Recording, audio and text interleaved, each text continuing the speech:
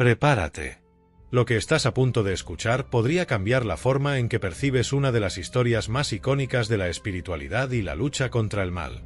Olvídate de la imagen que tienes en la cabeza, esa que te han pintado 1000 veces, la del anciano santo, barba larga y mirada firme, enfrentándose a criaturas grotescas con cuernos, colas y aliento de fuego.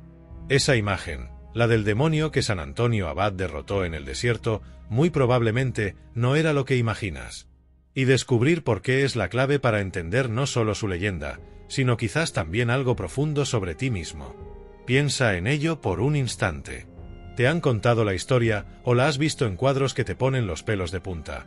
Un hombre santo, solo en la inmensidad árida, acosado, golpeado, tentado por seres que parecen salidos de las peores pesadillas.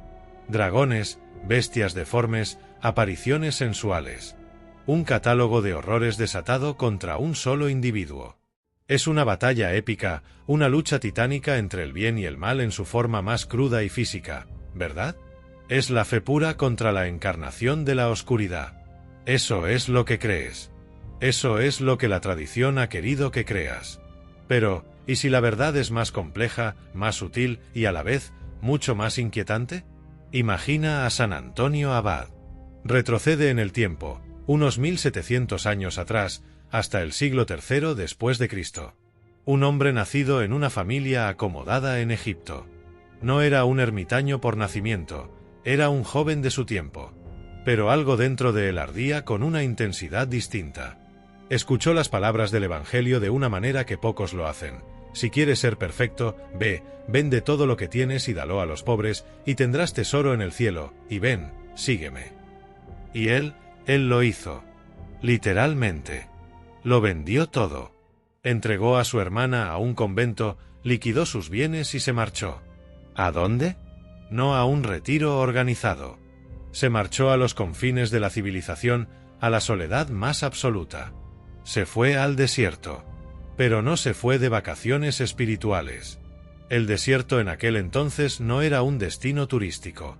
Era el vacío. La nada. Calor abrasador de día, frío punzante de noche. Paisajes monótonos hasta donde alcanza la vista. La ausencia de todo confort, de toda distracción, de todo ser humano a kilómetros a la redonda. Un lugar diseñado para despojarte de todo, incluido tu propio sentido de identidad tal como lo conoces. Es en este escenario desolado, en este silencio ensordecedor, donde comenzó la lucha que lo haría famoso por los siglos de los siglos. Es aquí donde, según las crónicas que nos llegan, el demonio le presentó batalla. La imagen popular, esa que te mostré al principio, te muestra a un demonio con garras que intenta arañarlo, con fauces abiertas que pretenden devorarlo. Te muestra seres que se retuercen con malicia a su alrededor. Es una pelea de boxeo espiritual, donde el santo resiste los golpes físicos y psíquicos del mal personificado. Y sí, las primeras historias sobre él, recopiladas por San Atanasio apenas unas décadas después de su muerte, describen efectivamente este tipo de ataques. Hablan de formas horribles, de ruidos espantosos, incluso de palizas que lo dejaron al borde de la muerte. Son relatos vívidos, aterradores, diseñados para demostrar el poder de la fe contra la encarnación del mal. Y durante más de 1000 años, esa fue la historia. El santo contra el monstruo. Punto. Pero detente. Piensa de nuevo en el desierto. La privación extrema. Días, semanas, meses, años sin ver otro rostro humano. Con una dieta mínima, quizás solo pan y agua. Sometido a las inclemencias del tiempo sin apenas refugio. ¿Qué le pasa a la mente humana en esas condiciones? ¿Qué sucede cuando se retira todo estímulo externo? Cuando el silencio es absoluto y la única compañía son tus propios pensamientos, magnificados hasta lo insoportable. Aquí es donde la controversia comienza a crecer, donde las preguntas incómodas empiezan a susurrar como las arenas del desierto. ¿Era el demonio de San Antonio Abad una entidad externa, con sustancia, con cuernos y garras, enviada directamente desde algún infierno para tentar y destruir? ¿O era algo que nacía de las profundidades de su propia mente, exacerbado por las condiciones extremas de su existencia solitaria?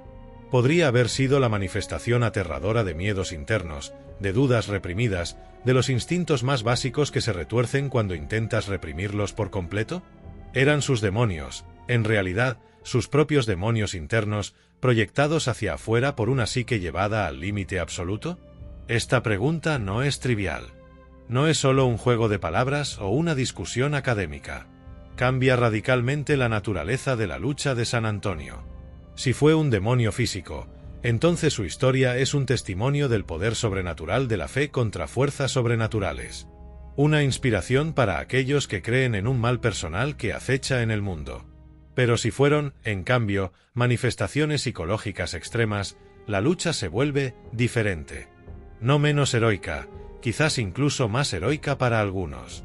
Se convierte en una batalla épica no contra un enemigo externo, sino contra los abismos de la propia mente, contra la locura potencial que acecha en la soledad y la privación.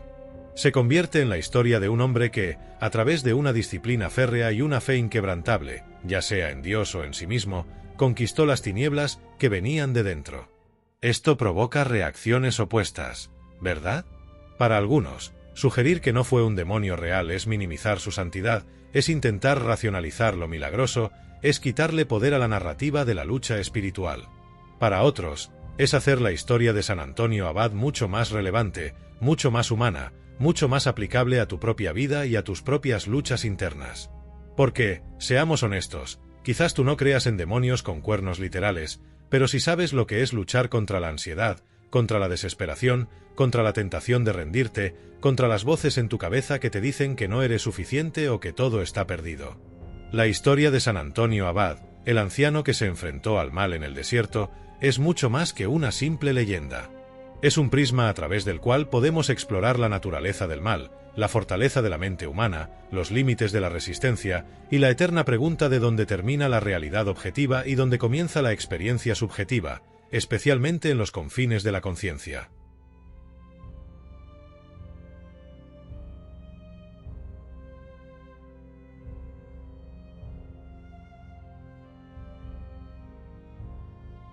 Así que aquí está la pregunta que nos va a acompañar en este viaje. Ese demonio que San Antonio Abad enfrentó con tanta fiereza, ¿qué o quién era realmente? ¿Fue la encarnación del mal absoluto que la tradición nos ha contado? ¿Fue una manifestación aterradora de su psique al límite, una alucinación generada por la soledad y la privación? ¿O fue algo más, quizás una mezcla de todo, o algo que va más allá de nuestras categorías modernas? Vamos a adentrarnos en su vida, en las historias, en el contexto de su tiempo, y vamos a sopesar las posibilidades. Prepárate para cuestionar lo que sabes, porque la verdad sobre el demonio del desierto puede sorprenderte profundamente. Acabamos de abrir la puerta a una pregunta que pocos se atreven a hacer en voz alta. Si el demonio que San Antonio Abad enfrentó no era la criatura de cuernos y garras que imaginas, entonces, ¿qué era? O quizás, para abordarlo desde otro ángulo crucial, debemos preguntarnos, ¿dónde ocurrió esta lucha, y por qué elegir ese lugar tuvo un impacto tan profundo en la naturaleza del combate que libró? Para entender el campo de batalla de San Antonio, tenemos que retroceder de nuevo. Estamos en el siglo III, a punto de cruzar el umbral hacia el siglo IV. El vasto imperio romano sigue en pie, sí, con toda su ingeniería, su burocracia y sus dioses tradicionales aún presentes, aunque menguantes. Pero en sus entrañas, algo fundamental está cambiando. El cristianismo, que durante generaciones fue una fe perseguida, practicada en secreto en catacumbas y casas particulares, está ganando terreno.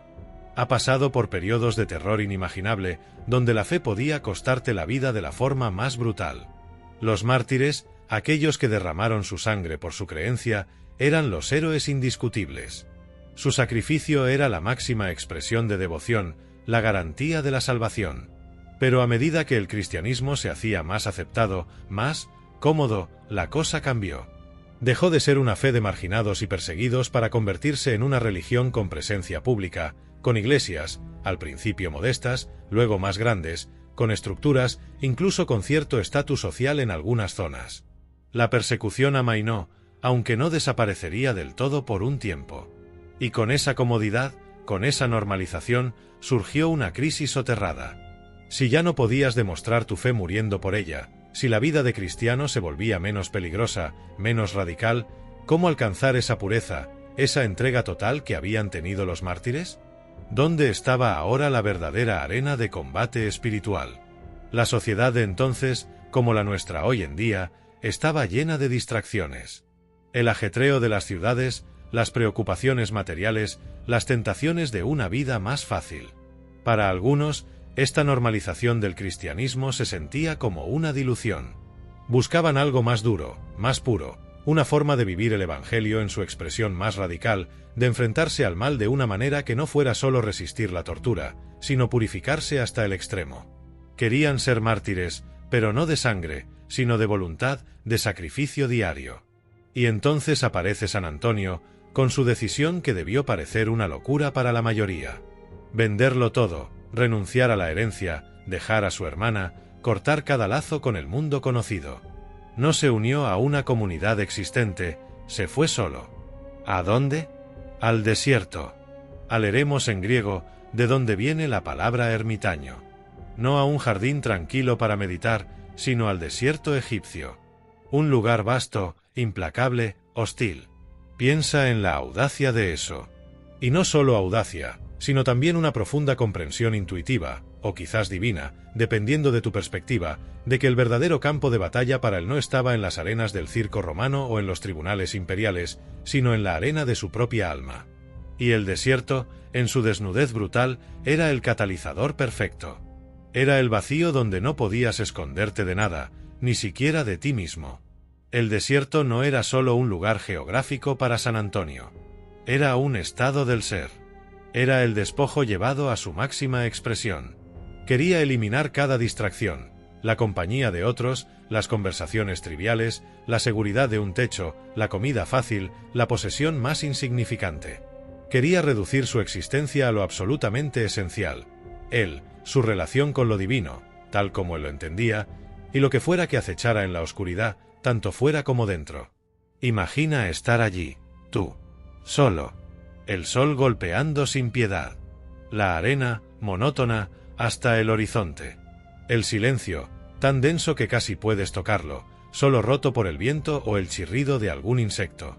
No hay televisión, no hay redes sociales, no hay amigos con los que desahogarse, no hay trabajo en el que refugiarse, no hay posesiones que organizar. Solo tú y tu conciencia. Y cuando eliminas todas las capas externas, todas las distracciones, todos los ruidos del mundo, ¿qué queda? Quedan tus pensamientos más profundos, tus miedos enterrados, tus deseos ocultos, tus inseguridades. Quedas tú, en tu forma más cruda. Los primeros ermitaños como San Antonio entendieron que el desierto era un crisol, un lugar donde las impurezas se derretían o se quemaban, un lugar donde, al no tener nada externo a lo que aferrarte, te veías obligado a confrontar lo que había dentro. Y es aquí donde la conexión con el demonio de nuestro primer capítulo se vuelve escalofriante y fascinante a partes iguales. Considera la posibilidad, por un momento, de que el desierto mismo fuera un agente activo en esta lucha. Que las condiciones extremas de aislamiento, la falta de sueño regular, la dieta espartana, quizás al borde de la desnutrición, la deshidratación, el estrés físico constante, no solo pusieran a prueba su espíritu, sino que también afectaran su química cerebral, su percepción de la realidad. Piensa en estudios modernos sobre el aislamiento extremo. La privación sensorial prolongada puede llevar a alucinaciones. La deshidratación severa puede causar delirios. El hambre y la falta de sueño alteran el estado mental. Podría ser que el desierto, al someter a San Antonio a estos extremos, activara mecanismos en su propia mente que generaron esas visiones aterradoras, esas figuras monstruosas, esos ataques físicos que parecían tan reales.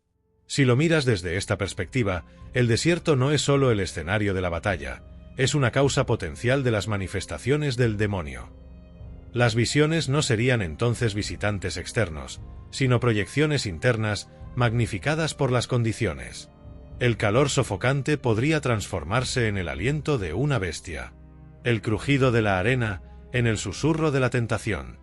La sed en la tortura de un espíritu maligno. Esto es lo que hace que la historia sea tan compleja y, para algunos, tan polémica. ¿Fue el desierto el lugar donde San Antonio se enfrentó a la manifestación física del mal? ¿O fue el desierto el lugar que empujó su mente a un estado alterado, donde sus luchas internas tomaron formas monstruosas y externas? ¿Era el desierto mismo una especie de demonio que debía conquistar, no luchando contra criaturas, sino manteniendo su cordura, su fe y su propósito frente a su brutal y deshumanizante embate? Si aceptamos esta posibilidad, aunque solo sea para explorarla, la lucha de San Antonio Abad adquiere una dimensión diferente. Se convierte en el relato de un hombre que voluntariamente se arrojó a un entorno que lo despojó de todo, incluso de los anclajes habituales a la realidad, para enfrentarse a lo más profundo de sí mismo, en un lugar donde el velo entre el yo interior y el mundo exterior, entre la mente y lo que percibe, se volvió terriblemente delgado. El desierto fue su elección, el abismo al que se lanzó. Y esa elección, ese lugar de aislamiento total y privación extrema, es inseparable de la naturaleza de los demonios que vinieron a visitarlo. Nos obliga a preguntarnos si el entorno puede no solo influir en nuestras luchas, sino quizás incluso crear la forma en que las experimentamos. Y si ese fue el caso para San Antonio, ¿qué nos dice eso sobre nuestros propios entornos y los demonios que parecen manifestarse en nuestras vidas? Ya hemos pisado el umbral del desierto, ese lugar elegido por San Antonio como su campo de batalla definitivo, un entorno que quizás fue más que un simple escenario. Si el desierto, con su aislamiento y privación extremos, pudo ser un catalizador que afectó su mente, entonces, ¿cuáles fueron las primeras batallas que libró en ese paisaje desolado? ¿Cómo se manifestaron los demonios en esos días iniciales, antes de las visiones aterradoras que llenan las leyendas? No imagines que, al cruzar la línea invisible que lo separaba del mundo, San Antonio se encontró de inmediato rodeado por legiones de monstruos aullantes. Las primeras pruebas no llegaron con estruendo, sino con el susurro insidioso, con la punzada silenciosa que te cala hasta los huesos cuando te detienes a pensar en lo que has dejado atrás. Después de la audacia inicial de su renuncia radical y de dar sus primeros pasos en la soledad, llegó la dura realidad de la ausencia. Piensa en ti mismo. Imagina por un momento que decides, de un día para otro, cortarlo todo. Tu casa, tus amigos, tu familia, tu trabajo, tus posesiones, cada pequeña comodidad a la que te has acostumbrado, una cama mullida, una comida caliente garantizada, el sonido familiar de una voz querida, la simple seguridad de estar rodeado por un mundo que entiendes. Ahora, proyéctate a un lugar donde nada de eso existe. Solo tú, el silencio abrumador y una extensión infinita y vacía bajo un cielo implacable. Lo primero que llega, con la fuerza de una marea inesperada, es la memoria. Los recuerdos. Se agolpan sin pedir permiso. San Antonio había renunciado a una vida cómoda, a una familia que lo quería, a una hermana a la que adoraba.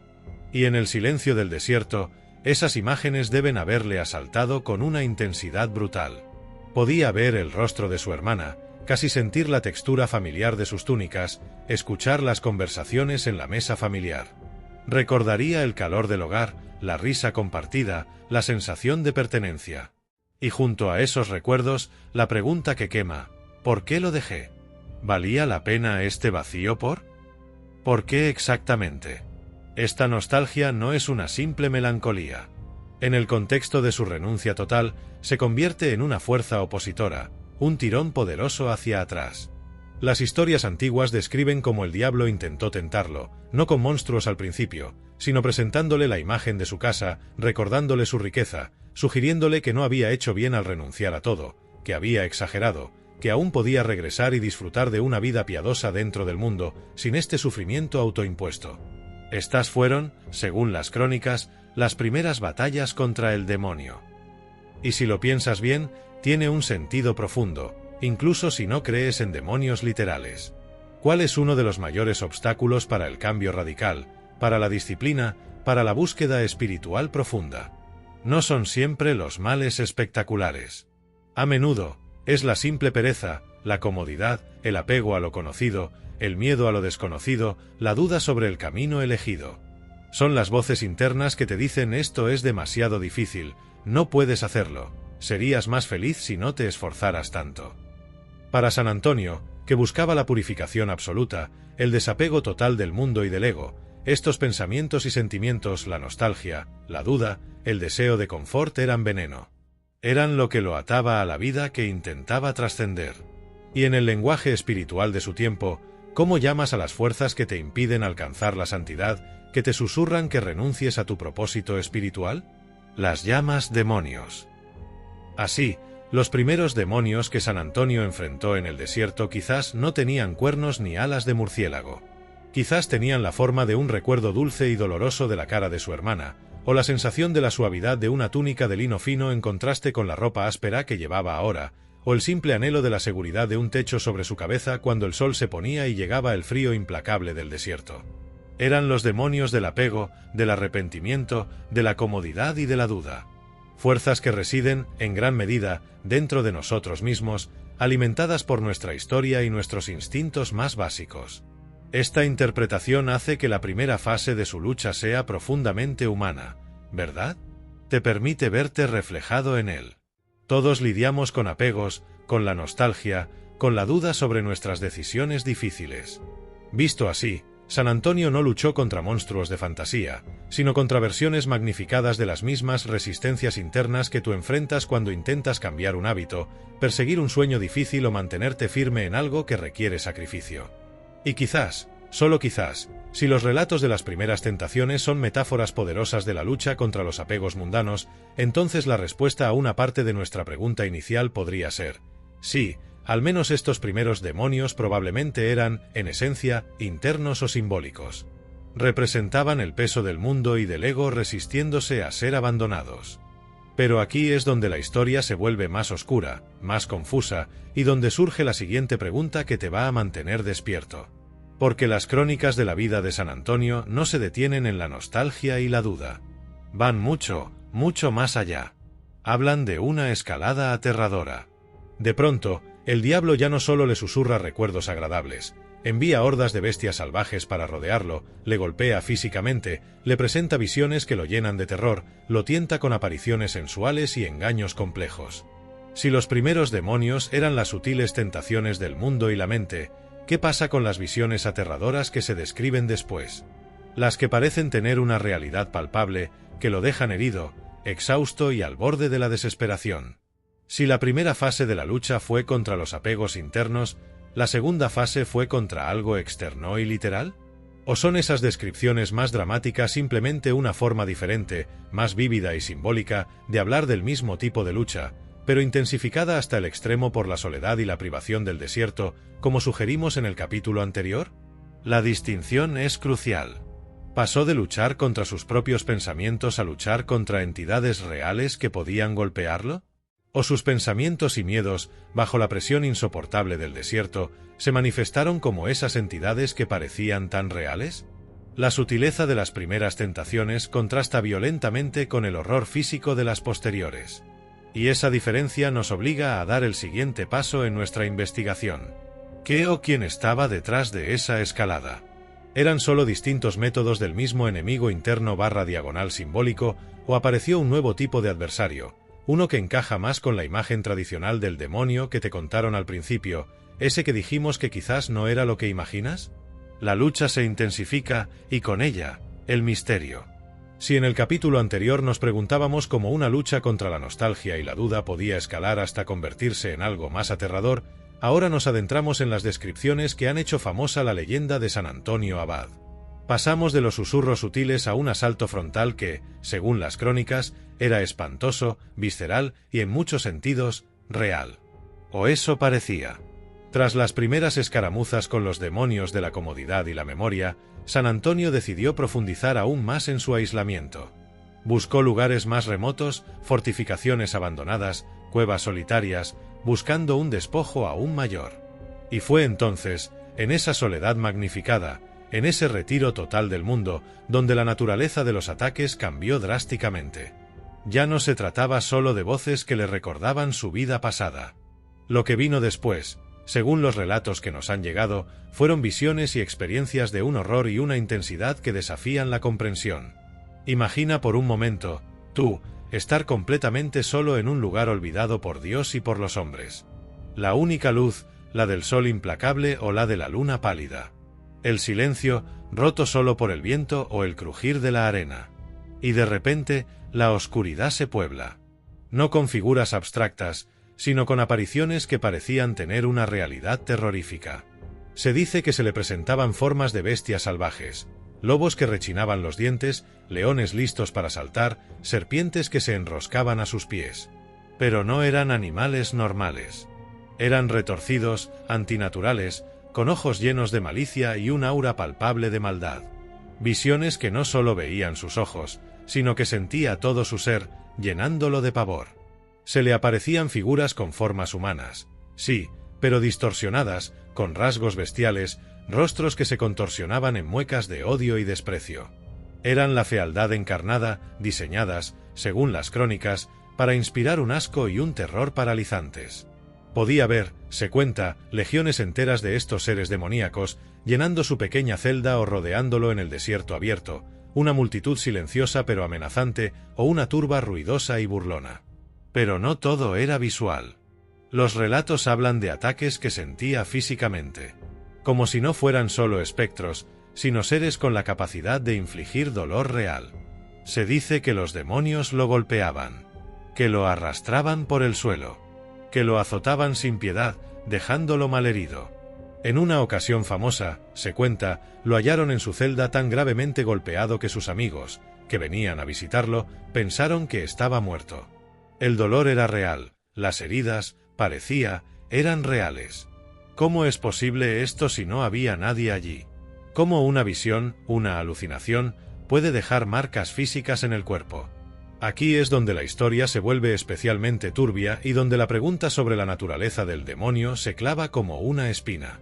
Si aceptamos las crónicas al pie de la letra, entonces San Antonio estaba, de hecho, luchando contra entidades con una existencia externa y la capacidad de interactuar físicamente con él. Criaturas que podían morder, arañar, golpear y dejar heridas. Esto confirmaría la imagen tradicional del santo batallando contra el mal encarnado, un adversario con sustancia y poder en el mundo físico. Pero si volvemos a la idea planteada en capítulos anteriores, ¿podría el desierto, esa fragua de aislamiento y privación, haber desempeñado un papel en esto? Si la mente, bajo estrés extremo, falta de sueño, hambre y soledad absoluta, puede generar alucinaciones vívidas, ¿podría también generar sensaciones táctiles? ¿Podría el dolor que sentía ser tan real para él como si fuera infligido por un atacante físico, incluso si no había nadie allí? La mente es increíblemente poderosa, capaz de crear realidades internas que se sienten absolutamente genuinas. ¿Estaba su cuerpo, al borde del colapso por el ascetismo, interpretando cada dolor, cada calambre, cada malestar como un golpe demoníaco? ¿Estaba su psique, alucinando visualmente, complementando esas visiones con sensaciones físicas que, para él, no podían ser otra cosa que el ataque de algo externo y maligno? Además del asalto físico y visual, los demonios, según la leyenda, usaban tácticas más insidiosas, dirigidas directamente a su mente y espíritu. Le presentaban engaños, visiones de luz celestial falsas para hacerlo caer en el orgullo, susurros que intentaban tentarlo con la desesperación, recordándole lo largo y difícil de su camino y lo insignificante de sus esfuerzos. Intentaban seducirlo con apariciones sensuales, explotando los deseos naturales que él intentaba reprimir por completo. Era una guerra psicológica total, diseñada no solo para asustarlo o herirlo, sino para quebrar su voluntad, destruir su fe, hacerlo renunciar a su propósito. Estos engaños, estas tentaciones mentales, nos acercan de nuevo a los demonios del capítulo anterior, la duda, el deseo, pero presentados de una forma mucho más elaborada, más agresiva, más real en su presentación. La pregunta persiste: ¿eran estas maquinaciones la obra de una inteligencia maligna externa que conocía sus debilidades? ¿O eran los miedos y deseos reprimidos de San Antonio, amplificados y retorcidos por el aislamiento, proyectándose hacia afuera en formas que su mente interpretaba como un ataque personal del mal? La intensidad de estos episodios es innegable, al menos en los relatos. Las visiones eran horribles, el dolor parecía real, la guerra mental era implacable. Y precisamente por esa intensidad, por esa aparente realidad de las experiencias, la pregunta principal vuelve con más fuerza que nunca. ¿Estaba San Antonio Abad, solo en el desierto, luchando contra fuerzas externas, literales y sobrenaturales que tomaban formas monstruosas y podían infligir daño físico real? ¿O estaba su mente, sometida a extremos de aislamiento y privación, generando una realidad interna que se sentía indistinguible de la externa, una pesadilla lúcida de la que no podía despertar? Si los primeros susurros eran metafóricos, ¿estos gritos y golpes eran literales? ¿O son simplemente una descripción más dramática, más simbólica, pero en el fondo refiriéndose a la misma lucha interna o a los efectos de un entorno extremo? La naturaleza de los ataques se volvió más allá del miedo, se volvió tangible, Pero la verdadera fuente de esa tangibilidad sigue siendo la pregunta que nos persigue. Hemos navegado por la inquietante descripción de los ataques que San Antonio Abad, según las crónicas, enfrentó en lo más profundo del desierto, visiones espantosas, tormentos físicos que parecían reales, una guerra psicológica implacable. El asedio era total, la presión insoportable. Llegó un punto en que, se cuenta, San Antonio estaba al límite, quizás golpeado hasta la inconsciencia, rodeado por la oscuridad y la aparente victoria de sus atormentadores. La situación era desesperada. Todo indicaba que el demonio, fuera lo que fuese, había ganado. Imagina ese instante, tú. Estás solo, exhausto, herido, sin fuerzas para defenderte más. Las voces burlonas resuenan, las formas horribles se ciernen sobre ti, el dolor es punzante. No hay escapatoria. La lógica te dice que estás perdido. En ese abismo de sufrimiento y desesperación, ¿qué haces? ¿Te rindes? ¿Cedes ante el miedo, el dolor, la locura que amenaza con consumirte? Pero es precisamente en este punto de aniquilación aparente donde, según los relatos que nos han llegado, ocurrió el clímax de su lucha y se produjo el punto de inflexión. San Antonio, incluso en su estado más vulnerable, se negó a ceder su voluntad. Con las últimas chispas de su fuerza interior, o quizás, con una fuerza que venía de fuera de él, opuso resistencia. Se dice que invocó el nombre de Dios, que reafirmó su fe, que se mantuvo firme incluso cuando su cuerpo y su mente parecían a punto de colapsar bajo la embestida. Fue un acto de pura y dura resistencia espiritual, un no rotundo a las fuerzas que querían destruirlo. Y entonces, se cuenta, algo cambió. De repente, las formas horribles se disiparon. El dolor cesó. Los ruidos espantosos se acallaron, dejando tras de sí un silencio que, esta vez, no era opresivo, sino lleno de paz. Según los relatos, una luz celestial inundó su celda o el lugar donde se encontraba, disipando la oscuridad y ahuyentando a los demonios. San Antonio sintió alivio, la sensación de que la presencia maligna se había retirado. La batalla, al menos por ese momento decisivo, había terminado. Y él había prevalecido. Esta es la victoria épica que cimenta la leyenda de San Antonio Abad. El ermitaño que, solo en el desierto, resistió el asalto directo del mal y salió victorioso. Es la historia del triunfo de la fe inquebrantable frente a la adversidad más aterradora. Y, según la interpretación tradicional, la más común durante siglos, esta victoria fue literal y sobrenatural. Para quienes sostienen esta visión, San Antonio no estaba loco, no estaba alucinando por la privación. Estaba, efectivamente, siendo atacado por demonios reales, entidades malignas con sustancia y poder en el mundo espiritual y, puntualmente, con capacidad para interactuar en el mundo físico, infligiendo dolor y creando visiones tangibles. Su victoria, por lo tanto, fue una derrota literal de esas fuerzas. Ganó no por su propia fuerza física, era un anciano, sino por el poder de su fe y, crucialmente, por la ayuda directa de Dios, que intervino en el momento justo, respondiendo a su resistencia y a su llamado. Desde esta perspectiva, la luz que apareció era la presencia divina, los demonios que huyeron eran seres reales forzados a retroceder. Es una historia de guerra espiritual cósmica con un santo como protagonista. Y esta interpretación es poderosa. Para muchos, ofrece consuelo y un modelo a seguir. Nos dice que el mal es real, pero que la fe es más fuerte y que Dios está ahí para ayudarnos en nuestras propias batallas contra las fuerzas oscuras en el mundo. Es una victoria clara, el bien derrota al mal con ayuda celestial. Pero, aquí es donde debemos volver a nuestra pregunta persistente y aplicar el giro que hemos estado explorando desde el principio. ¿Y si el demonio no era una entidad externa? ¿Y si las visiones, los ataques y el sufrimiento que San Antonio experimentó eran manifestaciones extremas de su propia psique bajo una presión inimaginable, exacerbada por el desierto, la soledad y la privación? Si ese fuera el caso, entonces, ¿qué significa su victoria? Si los demonios eran, en realidad, la materialización de sus miedos más profundos, sus dudas más corrosivas, los remanentes de deseos mundanos que se retorcían en su subconsciente o la respuesta de su cerebro a la privación extrema, entonces su victoria no fue sobre un ejército de monstruos externos. Fue una victoria sobre sí mismo. Fue el triunfo de su voluntad consciente, de su disciplina espiritual, de su fe, no necesariamente como una conexión externa, sino como una fuerza interna de convicción y propósito sobre la potencial locura, la desesperación total y el colapso psicológico. Desde esta perspectiva, la batalla fue una confrontación interna llevada a un nivel que pocos de nosotros podemos imaginar. Los gritos eran los de su propia mente, las palizas eran la somatización del estrés o el efecto de su cuerpo al límite, las visiones eran proyecciones de su terror o su lucha interna tomando formas simbólicas y aterradoras. Su victoria fue el momento en que logró integrar o dominar esas fuerzas internas, el instante en que su núcleo de identidad y propósito se mantuvo firme frente a la amenaza de desintegración.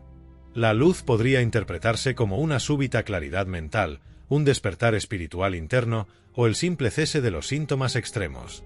Ahora, aquí está la pregunta que te va a provocar sentimientos encontrados.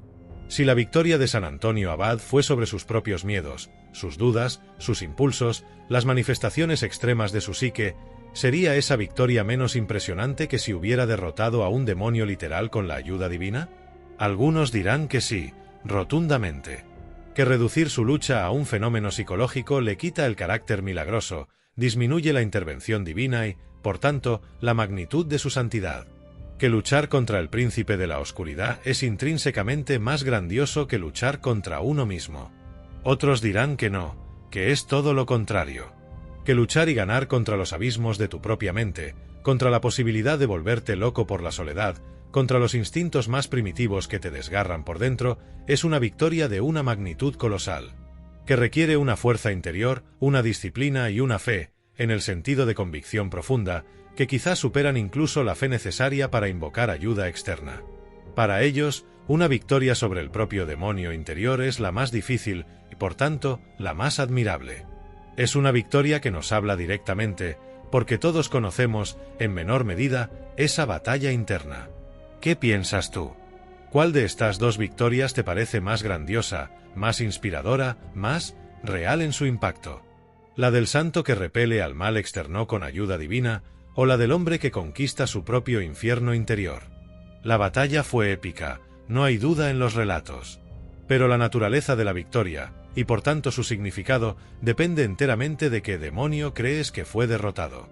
Y esa pregunta pende en el aire, desafiándote a elegir tu perspectiva. Si la victoria de San Antonio Abad nos dejó preguntándonos si venció a un enemigo externo o a su propio infierno interior, la respuesta a esa pregunta depende fundamentalmente de algo aún más básico. ¿Qué o quién era realmente ese demonio al que se enfrentó con tal intensidad en el silencio abrasador del desierto? Hemos visto la descripción tradicional de una entidad maligna con formas grotescas y capacidad de infligir daño físico. Pero como hemos intuido, quizás esa no sea la única manera de entenderlo. De hecho, hay al menos 4 caras posibles para ese demonio, 4 lentes a través de las cuales podemos mirar la misma historia y ver algo completamente distinto. Y explorarlas, para ti, puede ser un viaje tan desafiante como el de San Antonio. La primera cara que podemos considerar es la que ya hemos tocado al hablar del desierto como catalizador, la cara psicológica. Piensa en la mente humana, un órgano increíblemente complejo pero también vulnerable. Cuando la sometes a condiciones extremas, aislamiento sensorial total, falta crónica de sueño, deshidratación, una dieta nutricionalmente deficiente, estrés físico y mental constante, pueden ocurrir cosas extrañas. Tu cerebro, privado de los estímulos externos habituales que lo anclan a la realidad compartida, puede empezar a crear su propia realidad. Imagínate tú en esa situación. Días y noches transcurriendo sin ver un rostro humano, sin oír una voz amiga, sin la distracción de un mundo exterior. El silencio se vuelve tu única compañía, y en ese silencio, tus propios pensamientos se vuelven ensordecedores. Los psicólogos y neurocientíficos han estudiado los efectos de la privación sensorial y el aislamiento prolongado. Sabemos que pueden inducir alucinaciones vívidas, tanto visuales como auditivas y táctiles. La mente, sedienta de estímulo, inventa. Puede proyectar miedos internos, deseos reprimidos o conflictos no resueltos en formas externas que se sienten abrumadoramente reales. Desde esta perspectiva, los demonios de San Antonio Abad serían, en esencia, manifestaciones de su propia psique llevada al límite absoluto. Las visiones de bestias y formas horribles podrían ser la proyección de miedos primitivos o de aspectos reprimidos de sí mismo. Los ataques físicos podrían ser somatizaciones extremas del estrés, o el cerebro interpretando sensaciones corporales alteradas, dolor por hambre, sed, frío, agotamiento, como golpes externos. Las tentaciones y engaños serían sus propias dudas, deseos y luchas morales manifestándose como diálogos externos. Ver al demonio como una manifestación psicológica no necesariamente disminuye la lucha de San Antonio, pero la redefine. La convierte en una batalla heroica contra la posibilidad de la locura, un triunfo de la resiliencia mental y espiritual, entendida como la fuerza de su convicción interna frente a la desintegración psíquica. Pero claro, para quien ve la historia como un evento puramente espiritual, reducirlo a solo psicología puede sentirse como una negación de lo sagrado, una forma de explicar el milagro con ciencia. Ahí reside la polémica. Una segunda cara posible para el demonio es la cara simbólica. Aquí damos un paso atrás del diagnóstico potencial, ya sea literal o psicológico, y vemos las figuras demoníacas no como seres literales o como síntomas, sino como potentes símbolos.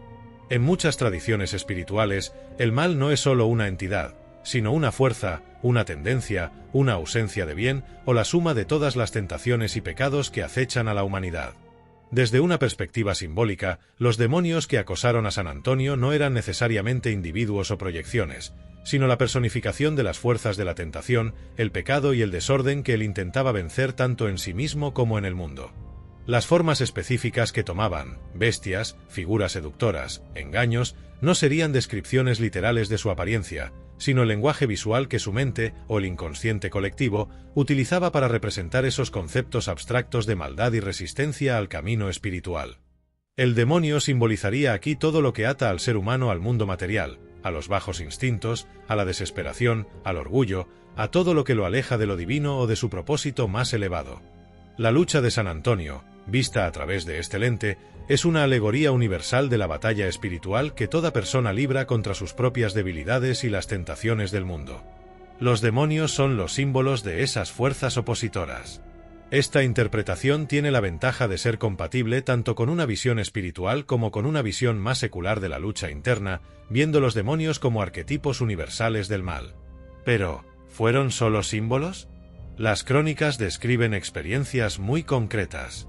Una tercera cara, que debemos abordar con cautela y como especulación histórica, es la cara médica o nutricional. Ya mencionamos brevemente el impacto del desierto en el cuerpo y la mente. San Antonio practicaba un ascetismo extremo. Estamos hablando de periodos de ayuno prolongado, ingesta mínima de agua, falta severa de sueño, exposición a temperaturas extremas. El cuerpo humano no está diseñado para soportar esto indefinidamente sin consecuencias fisiológicas. La privación extrema de nutrientes y agua puede llevar a desequilibrios electrolíticos severos. La falta de sueño constante afecta la función cerebral y puede inducir estados psicóticos o alucinatorios. El estrés crónico libera hormonas que impactan en el estado de ánimo y la percepción. Es posible, aunque no podemos diagnosticar a alguien que vivió hace 17 siglos, que algunos de los síntomas físicos y las alteraciones mentales que experimentó estuvieran, al menos parcialmente, relacionados con las consecuencias médicas de su estilo de vida ascético. Para algunos, sugerir esto puede ser visto como una falta de respeto a la figura del santo, un intento de reducir su experiencia sagrada a una simple enfermedad o deficiencia. Es un terreno polémico. Pero si miras la historia con una mente abierta, sin despojarla necesariamente de su significado espiritual, es posible que la intensidad y la aparente realidad física de algunos ataques, como ser golpeado, fueran el resultado de un cuerpo y una mente al límite absoluto, donde las sensaciones internas se proyectaban como ataques externos. Esta visión no niega la lucha, pero sugiere que el demonio pudo tener también una base bioquímica o fisiológica, siendo la enfermedad o el colapso físico una de sus caras. Es una idea rebuscada para muchos, pero que no se puede descartar por completo al analizar las condiciones extremas en las que vivió. Finalmente, tenemos una cuarta cara, quizás la más amplia, la cara mitológica o arquetípica. Visto a través de este lente, la historia de San Antonio Abad se inscribe en un patrón narrativo mucho más antiguo y universal que el cristianismo mismo. Es el mito del héroe que se retira del mundo ordinario, el llamado a la aventura, se adentra en un reino desconocido y peligroso, el desierto, el umbral, enfrenta pruebas y monstruos que representan fuerzas del caos o del inconsciente, los demonios, y regresa transformado con sabiduría para ayudar a otros.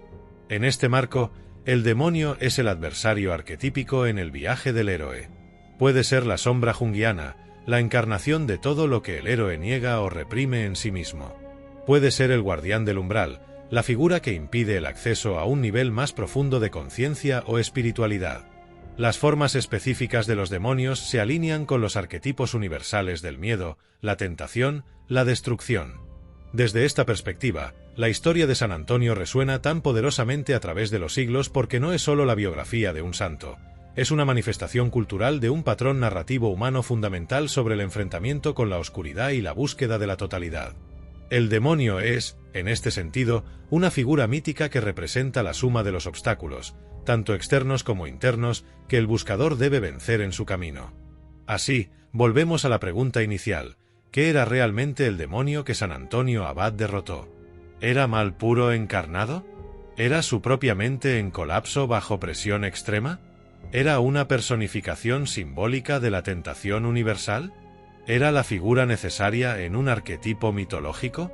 Era, quizás, una compleja interacción de todo esto, donde factores fisiológicos desencadenaron fenómenos psicológicos que fueron interpretados a través de un marco simbólico y teológico, encajando en un patrón mitológico universal. La respuesta no es simple. El demonio de San Antonio Abad tiene muchas caras posibles. Y la cara que tú elijas creer o encontrar más convincente no solo define tu interpretación de su historia, sino que también dice algo sobre cómo entiendes la naturaleza del mal, de la mente humana y de la lucha espiritual en tu propia vida. La complejidad es abrumadora, pero precisamente por eso, la historia sigue siendo tan relevante y misteriosa. Hemos recorrido un largo camino, adentrándonos en la arena del desierto donde San Antonio Abad libró sus batallas legendarias. Hemos despojado la historia de algunas de sus certezas, explorado la posibilidad de que el demonio no fuera lo que siempre te contaron y nos hemos enfrentado a la complejidad de las diferentes interpretaciones. La entidad sobrenatural, la manifestación de una mente al límite, el símbolo universal del mal, el efecto crudo de la privación extrema. O quizás un tapiz intrincado tejido con hilos de todas estas posibilidades. Hemos visto que la respuesta a qué era realmente el demonio se pierde en el tiempo y en la naturaleza misma de la experiencia mística y psicológica extrema. Y hemos ponderado si la naturaleza exacta de ese adversario importa tanto como el impacto innegable que la lucha de San Antonio tuvo en su propia vida y en el curso de la historia espiritual. Ahora, al llegar al final de este viaje, la pregunta más importante no es qué le ocurrió a San Antonio Abad hace 17 siglos. La pregunta crucial es: ¿qué te dice su historia a ti, aquí y ahora? Porque, mira, más allá de las leyendas de santos y demonios, más allá de los debates teológicos o psicológicos, la historia de San Antonio Abad habla de algo fundamentalmente humano. Habla de la lucha. Habla de enfrentar la adversidad. Habla de los conflictos que se libran en el interior de cada persona. Y en eso, tú y San Antonio no sois tan diferentes. Quizás tú no vayas a vender todas tus posesiones para vivir en una cueva en el desierto de Egipto. Tu vida, con sus rutinas, sus responsabilidades, sus conexiones, es diferente. Pero la idea del desierto no es solo un lugar físico. Es un estado. Es un momento. Tu propio desierto puede ser esa sensación de aislamiento, aunque estés rodeado de gente. Puede ser la crisis que te deja sin referencias, el periodo de incertidumbre que te obliga a confrontarte contigo mismo. Puede ser simplemente el silencio de las horas tardías, cuando las distracciones del día se apagan y te quedas a solas con tus pensamientos, esos que a veces preferirías no escuchar. Tu desierto es cualquier situación que te despoja de tus zonas de confort y te obliga a mirar hacia adentro, hacia lo esencial, hacia lo que realmente eres cuando nadie más está mirando y no tienes nada a lo que aferrarte externamente. Y en esos desiertos personales, tú también te enfrentas a tus propios demonios. Puede que no tengan cuernos o colas, pero su poder para atormentarte puede ser igual de real, igual de paralizante. Tus propios demonios pueden ser la voz constante de la duda que te susurra que no eres lo suficientemente bueno, que vas a fracasar, que no mereces ser feliz. Puede ser el demonio de la procrastinación, que te impide empezar lo que sabes que debes hacer, atándote con las cadenas invisibles de la inacción. Puede ser la tentación, no necesariamente en forma seductora con la que supuestamente se encontró San Antonio, sino la tentación moderna, la gratificación instantánea que sabotea tus metas a largo plazo, la adicción a la distracción constante que te roba el tiempo y la concentración, el impulso de buscar la aprobación externa a expensas de tu propia integridad. Tus demonios pueden ser el miedo, miedo al fracaso, miedo al rechazo, miedo a lo desconocido, incluso miedo a tu propio potencial. Pueden ser la ira que hierve bajo la superficie, el resentimiento que te consume lentamente, la envidia que distorsiona tu visión del mundo. Pueden ser esos patrones de pensamiento destructivos que se repiten en bucle, esos miedos irracionales que parecen tomar vida propia en la oscuridad de tu mente. San Antonio enfrentó, según su experiencia, manifestaciones extremas de lo que son luchas universales. Sus batallas contra la nostalgia, la duda, el deseo, el miedo y la desesperación, presentadas en la forma vívida y aterradora que tomaron para él en su desierto, son en el fondo un reflejo magnificado de las batallas que tú libras en el tuyo. Entonces, ¿qué nos enseña su historia, independientemente de si fue un combate sobrenatural o una odisea psicológica? Nos enseña el poder de la resistencia. San Antonio no ganó cediendo. Ganó manteniéndose firme, negándose a rendirse, invocando lo que él entendía como la fuente de su fuerza. Su historia te dice que, incluso cuando te sientas acorralado por tus propios demonios, incluso cuando el miedo o la duda te golpeen y te dejen sin aliento, tienes dentro de ti la capacidad de resistir, de mantener tu propósito. Nos enseña el valor de la disciplina. El ascetismo extremo de San Antonio puede parecer inalcanzable o innecesario para ti, pero el principio subyacente es vital, la maestría sobre uno mismo. La capacidad de decir no a los impulsos que te debilitan, de dirigir tu energía hacia lo que realmente importa, de forjar hábitos que fortalezcan tu mente y tu espíritu.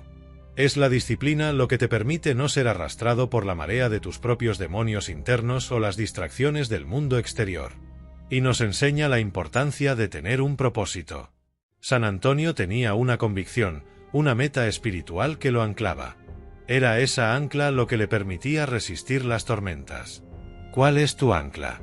Tener una razón clara y profunda para seguir adelante, para luchar contra tus demonios, le da sentido al sufrimiento y te da la fuerza para perseverar cuando la resistencia se vuelve agotadora. Tu propósito no tiene que ser místico. Puede ser construir una vida significativa, cuidar de quienes amas, crear algo valioso, buscar la verdad. Pero debe ser algo más grande que tus miedos. La historia de San Antonio Abad, con sus demonios ambiguos y su legendaria lucha en el desierto, trasciende el ámbito de la hagiografía o la psicología clínica. Es una metáfora poderosa para la condición humana. Te recuerda que la batalla más importante que librarás no está ahí fuera, en el mundo, contra enemigos tangibles o supuestamente tangibles. La batalla más importante se libra en el terreno accidentado de tu propia mente y tu propio corazón. Se libra en tu propio desierto, contra tus propios demonios. No importa si crees en demonios literales o no. La historia de San Antonio te desafía a mirar de frente a las fuerzas internas y externas que intentan desviarte de tu camino, a encontrar la resiliencia para resistir, la disciplina para mantener el rumbo y el propósito que ilumine la oscuridad. Su historia termina, pero tu lucha personal continúa. ¿Cuáles son los demonios que te visitan en tu desierto? ¿Cómo vas a enfrentarlos? La leyenda de San Antonio no te da una fórmula mágica, pero te ofrece un espejo y un ejemplo. La prueba es dura, la soledad puede ser aterradora, los adversarios pueden parecer invencibles. Pero la victoria, sea cual sea su naturaleza última, es posible si te niegas a ceder tu voluntad y te mantienes firme en medio de la tormenta. La lucha es universal, la transformación es personal. Y tu propio desierto te espera.